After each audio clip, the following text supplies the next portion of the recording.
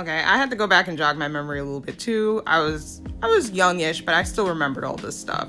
So this is what Christina Aguilera pretty much looked like with her last hit of that first album era, when she did Genie in a Bottle. It was her self-titled album. And this was like late 90s into the early 2000s, probably like the year 2000. Just showing another picture for context, this is also what she looked like during her first album era. And I really should have said her stripped era, not dirty, but I just remember she came back with a new hit after like 2 years, and this is what she looked like. So you can see her skin's a little darker. However, the big thing that I remember was the fact that she started doing something different to her hair, which was box braids. She had these box braids during the promotion of the Stripped album, at least when she came out with that hit Dirty. And mind you, with that song Dirty, she had Redman rapping on the song. That's just an FYI. But anyway, this was just so different from what she was doing in the very beginning.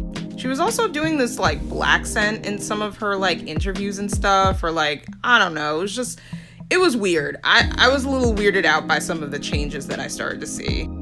And her fourth hit from that album Stripped, which again was a very great album, but this was her fourth hit, and she looked like this in the video.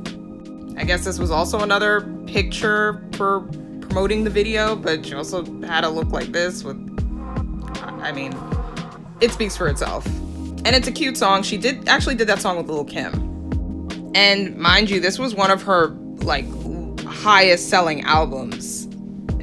This is something I actually did not cover before. There's so many points to cover in this.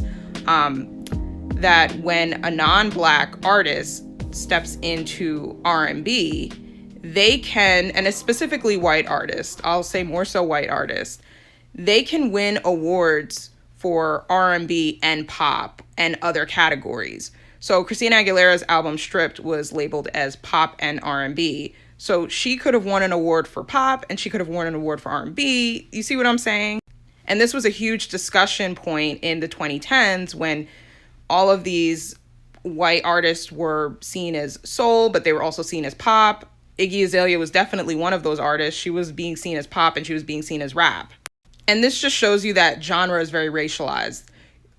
We have had tons of Black female artists and just Black artists in general take part in pop, but they're not categorized as pop. They're still categorized as R&B. See what I'm saying?